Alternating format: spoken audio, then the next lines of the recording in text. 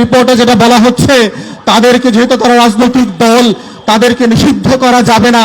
তাদের কাছে আগে প্রথম প্রশ্ন হচ্ছে, আওয়ামী লীগ রাজনৈতিক দলের ডেফিনেশনে পড়ে কিনা সেইটা আগে আদালতে আওয়ামী লীগকে প্রমাণ করতে হবে।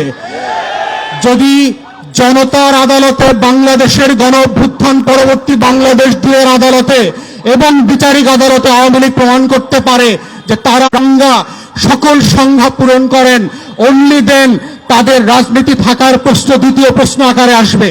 কিন্তু আমাদের কাছে গণ অভ্যুত্থানের যেই রিপোর্ট মানবাধিকারের দপ্তর থেকে এসছে, জাতিসংঘের কাছ থেকে, এটা খুব প্রচ্ছন্নভাবে পরিষ্কার। 45-এ যেই যুক্তিতে এবং যেই কারণে জার্মানিতে নাৎসিদেরকে নিষিদ্ধ করা হয়েছিল, ফ্যাসিস্টদেরকে ইতালিতে নিষিদ্ধ করা হয়েছিল, ফ্রাঙ্কোর দলকে নিষিদ্ধ করা হয়েছিল, দক্ষিণ আমেরিকার প্রত্যেকটা গণ অভ্যুত্থানের বিপক্ষের শক্তিকে নিষিদ্ধ করা হয়েছিল, কঙ্গো এবং বুরুন্ডিতে নিষিদ্ধ করা হয়েছে, তার প্রত্যেকটা সংজ্ঞায় আওয়ামী লীগ নোবেল পুরস্কার পেয়েছে। এবং যে একই কারণে আওয়ামী লীগ নামক কোন এন্টিটির রাজনৈতিক দল আকারে কোন সুবিধা পাবার কোন সুযোগ 24-এর গণ অভ্যুত্থানের পরে স্বাধীন বাংলাদেশে আর থাকতে পারে না।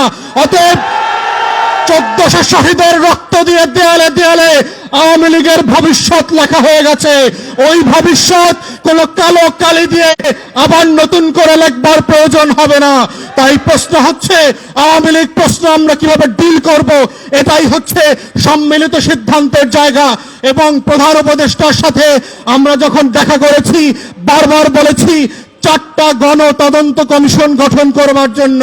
তার ভিতরে আজকের ইনকিলাব মঞ্চ যাদের কথা বলছে, যাদের দাবি নিয়ে আজকে হাজির হয়েছে, তাদের প্রত্যেকের ব্যাপারে আমরা বলেছি শাপলার গণহত্যার জন্য গণতদন্ত কমিশন করতে হবে, পিলখানার গণহত্যার জন্য গণতদন্ত কমিশন করতে হবে। কিন্তু আমরা দুঃখজনকভাবে দেখলাম পিলখানা আলোচনা করতে পারবে না, কোনো ফাইল রিকল করতে পারবে না, সাক্ষীদেরকে তদন্ত করতে পারবে না। ঠিক এইভাবে একই চক্রান্ত করে একটা আইওয়াশের কমিশন দিয়ে বাংলাদেশে আবার নতুন ষড়যন্ত্র হচ্ছে। যারা 2009 সালে আমার স্বাধীনতা সার্বভৌমত্বের 2টা ফোর্সকে এট এ টাইম ধ্বংস করে দিয়েছে, তাদেরকে বিচারিক আদালতের মাধ্যমে, কমিশনের মাধ্যমে বাঁচিয়ে দেবার নতুন ব্লু কলার ক্রাইমের শুরু হয়েছে।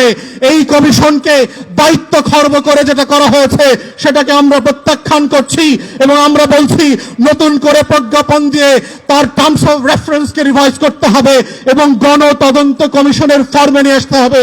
আমরা তৃতীয় বলেছিলাম, বাংলাদেশে গুম, খুন, আয়নাঘর থেকে শুরু করে গত 16 বছরে যেই রাষ্ট্রীয় মদদে খুন খারাপির রাজত্ব কায়েম করা হয়েছিল, সেটার জন্য গণতদন্ত কমিশন করতে হবে। ঠিক একইভাবে দেখলাম একটা গুম কমিশন করা হয়েছে যার ক্ষমতা নাই, যাকে অযোগ্য লোক দেওয়া হয়েছে, পাবলিকলি সাফিসিয়েন্টলি ম্যান পাওয়ার দেওয়া হয় নাই। গণতদন্তের যে ফর্ম আমরা বলেছি, যে কাঠামো প্রস্তাব করেছিলাম, সেই কাঠামো পর্যন্ত দেওয়া হয় নাই। ঠিক একইভাবে প্রধান উপদেষ্টাকে আমরা বলেছিলাম জুলাই আগস্টের গণ অভ্যুত্থানকে ঘিরে একটা গণতদন্ত কমিশন করেন এবং আমরা এটার ফরম্যাট পর্যন্ত একাধিক উপদেষ্টাকে দিয়েছি। আমেরিকার কংগ্রেশনাল হিয়ারিং এর মডেলে, সিনেট হিয়ারিং এর মডেলে, ব্রিটিশ এবং ইউরোপিয়ান পার্লামেন্টগুলোতে যেভাবে উন্মুক্ত শুনানি হয়, সেই শুনানির মডেলে করে সেইখানে গণতদন্ত কমিশন হতে হবে। আজকের ইনকিলাব মঞ্চে এসে যেইভাবে শহীদরা তাদের বক্তব্যের কথা বলছে, সেই উন্মুক্ত শুনানিতে যেটা বিটিভি লাইভ সম্প্রচার করবে, সেখানে শহীদ পরিবার এসে তার গল্পের কথা বলবে, তার কষ্টের কথা বলবে, তার আকাঙ্ক্ষার কথা বলবে। আগামী দিনে আওয়ামী লীগের রাজনীতি থাকবে কি থাকবে না, সেই কথা 1400 শহীদ পরিবারকে সিদ্ধান্ত নিতে হবে।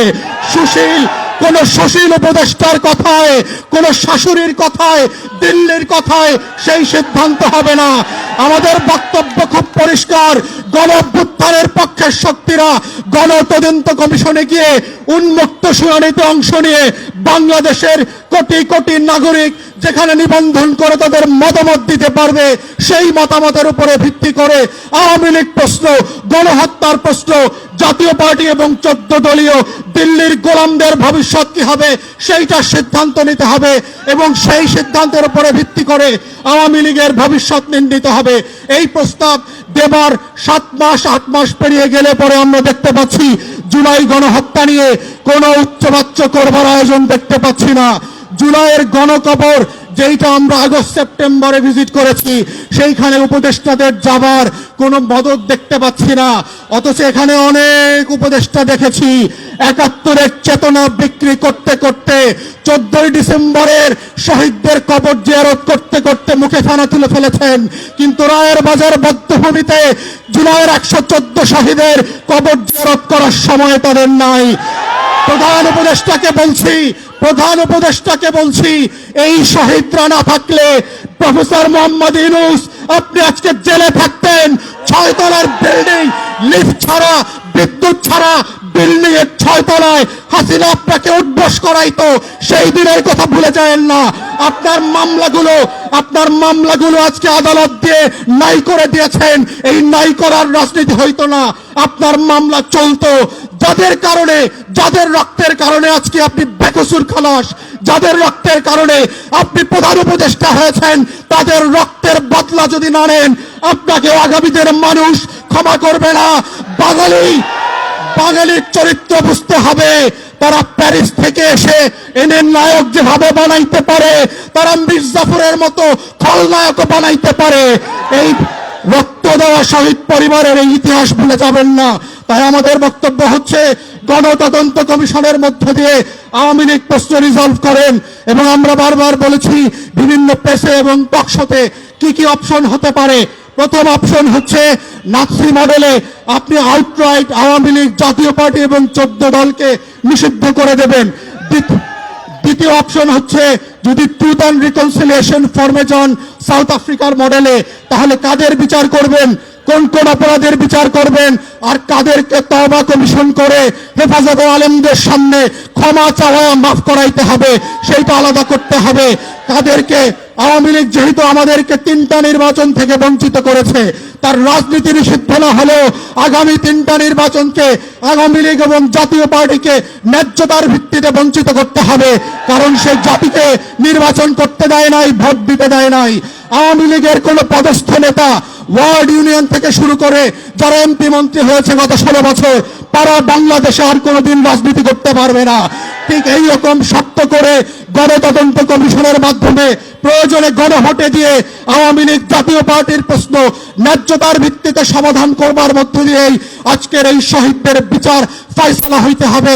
এই দাবি আহ্বান রেখে আমার বক্তব্য এখানেই শেষ করছি। সবাইকে অসংখ্য ধন্যবাদ। আসসালামু আলাইকুম।